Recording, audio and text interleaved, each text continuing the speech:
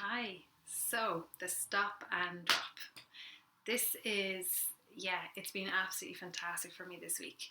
It's something, as I said, I've learned along the way from lots of different teachers in different ways, but it's often something I just forget to use. So, seeing the benefits of it this week, I really wanted to share it with you. So, it's stop and drop. It's really, really simple.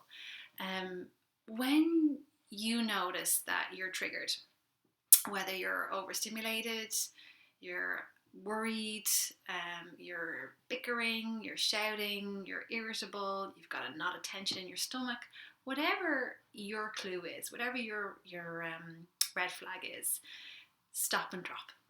So what that means is it's just stop and drop. And what drop can mean is it can mean dropping the planning, dropping the rushing, dropping the worrying.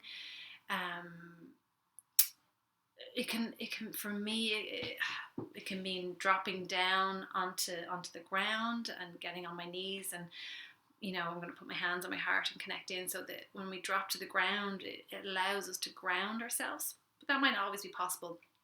A lot of times this week I did it in the car, so it can just be dropping your feet to the ground and feeling grounded. But really, what's most important is dropping into yourself, connecting into yourself, into your heart. So the stop and drop is basically, you notice you're triggered, you're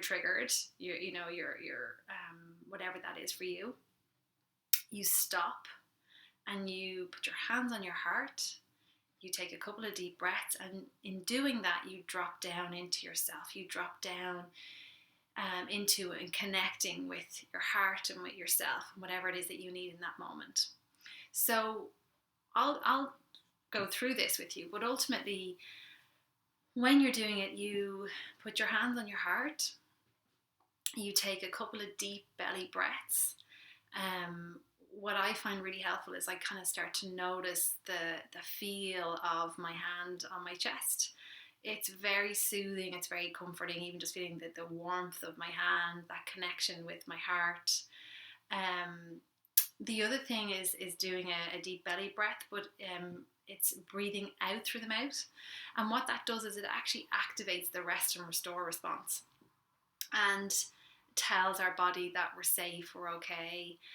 For me, hearing that sound of the breath, it's an association of relaxation for me, because that's what I've been doing. So it's kind of soothing and comforting on a couple of levels for me. So I'd love you to try it. You might tweak it a little bit, find what works for you. As I said, many people might know this technique, but it's just altered a little bit to meet your needs. But I'm just going to walk through it really, really quickly. You may do this for 5 seconds. You may do it for 5 minutes. What I found so helpful this week was doing it intermittently throughout the day. Anytime I got in and out of the car, anytime I went to just jump and do the next thing, I just stopped and dropped.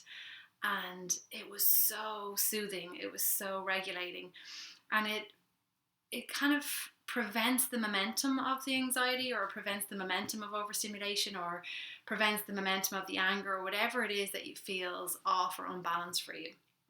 So do it as many times as you need. Some days you may need it 100 times. Some days you may just need it once or twice, and that's okay. So you stop, you put your hands on your chest, and you drop down into yourself. You connect in with yourself.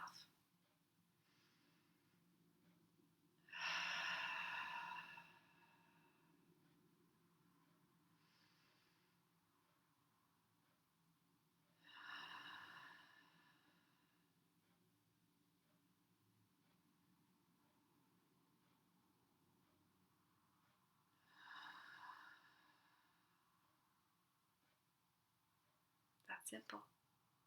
Okay, enjoy.